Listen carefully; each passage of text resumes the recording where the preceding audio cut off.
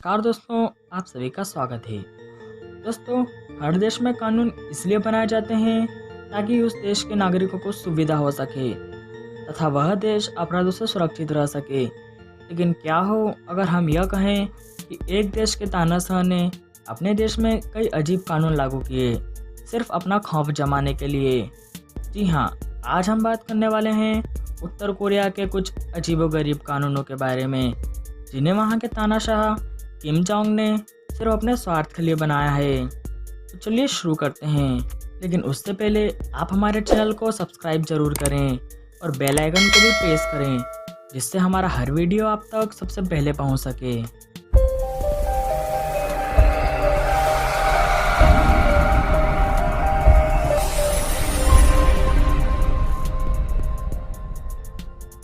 Election. जी हाँ दोस्तों, north Korea भी दुनिया के बाकी देशों की तरह प्रजातांत्रिक देश है। वहाँ पर भी हर 5 साल में चुनाव होते हैं, लेकिन फ़र्क सिर्फ इतना है कि उत्तर कोरिया में वहाँ के तानाशाह किम जोंग उन के खिलाफ कोई और खड़ा नहीं होता, क्योंकि किम ने अपने राष्ट्रपति बनते ही एक कानून पास किया जिसके अनुसार जो भी उनके खिलाफ खड़ा होगा उसे जेल में डाल दिया जाएगा, जिसके कारण वहाँ के लोगों को किम को ही वोट देना पड़ता है और वे हर बार वहाँ के राष्ट्रपति बन जाते हैं। Live in capital. यह सुनने में जितना अजीब है उससे ज़्यादा अजीब यह कानून है। इस कानून में यह कहा गया है कि उत्तर कोरिया की राजधानी प्योंगयांग में वहाँ का कोई भी आम नागरिक नहीं रह सकता, और यदि किसी को वहाँ पर रहना है तो उसे वहाँ की सरकार से परमिशन लेनी होती है।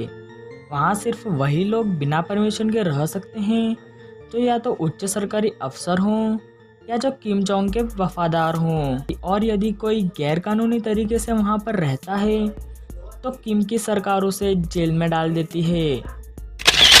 एजुकेशन। किम जोंग की सरकार अपने देश की शिक्षा व्यवस्था पर बहुत ध्यान देती है। जहाँ एक और जापान में बच्चे स्कूल की छुट्टी के बाद अपनी क्लासरूम खुद ही साफ करते हैं, वहीं उत्तर कोरिया में वहाँ के बच्चों से अपनी क्लासरूम के साथ साथ स्कूल की टॉयलेट्स भी साफ कराई जाती हैं। किम की सरकार का कहना है कि ऐसा करने से बच्चे रिस्पॉन्सिबल बनते हैं। वहीं दूसरी ओर उत्तर कोरिया में बच्चों को अपनी क्लास के बाद एक्स्ट्रा क्लासेस भी लेनी पड़ती है, जो कभी कभी 6 घंटे तक होती है। इस प्रकार वहाँ के बच्चों को हर दिन 18 घंटे पढ़ना पड़ता है, जिस कारण से बच्चे डिप्रेस हो जाते हैं। उत्तर कोरिया के विद्यार्थियों को सिर्फ वहाँ की सरकार द्वारा तय बुक्स और कोर्स पढ़ने की इजाज़त होती है, जिसमें वे सिर्फ उत्तर कोरिया का इतिहास और किम जोंग के बारे में लिखी गई बुक्स और उनके लाइफस्टाइल की बुक्स ही पढ़ सकते हैं, जिस कारण वहाँ के बच्चे आज भी दुनिया में दूसरे बच्चों से पीछे रह जाते हैं। Hairstyle. जहाँ एक और हर देश में वहाँ के नागरिकों को यह अधिकार होता है कि वह अपने मनचाहे हेयर कट्स या हेयर स्टाइल रख सकते हैं, लेकिन उत्तर कोरियन सरकार को अपने देश के नागरिकों के कुछ ज़्यादा ही फिक्र है। इसीलिए वहाँ की सरकार ने अपने नागरिकों के लिए हेयर स्टाइल्स भी तय की हैं, जिनकी कुल संख्या 28 है, जिनमें से 10 पुरुषों के लिए और 18 महिलाओं के लिए निर्धारित हैं। यदि कोई इन हेयर स्टाइल्स के अलावा कोई दूसरा हेयर कट या दूसरी स्टाइल रखता है तो उस व्यक्ति को वहाँ की सरकार द्वारा जेल भेज दिया जाता है।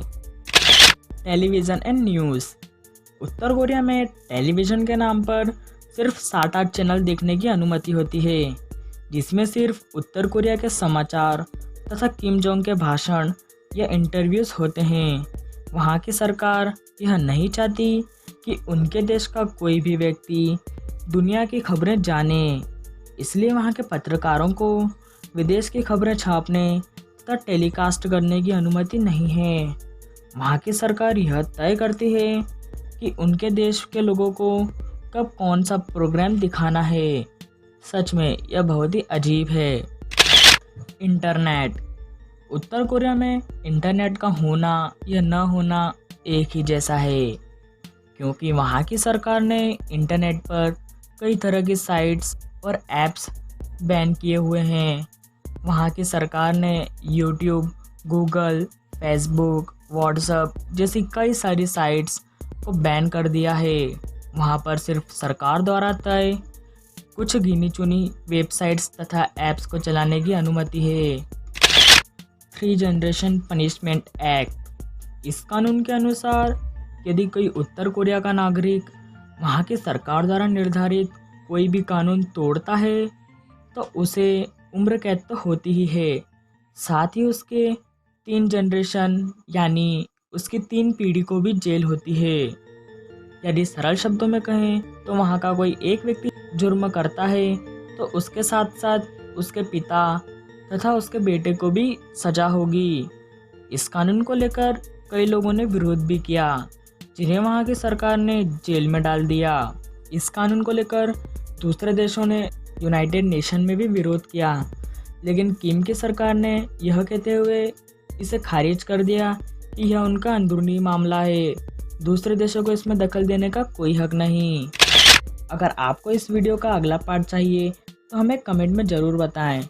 आज के लिए दोस्तों बस इतना ही। अगर आपको यह वीडियो पसंद आया हो तो इसे लाइक, कमेंट और शेयर ज़रूर करें।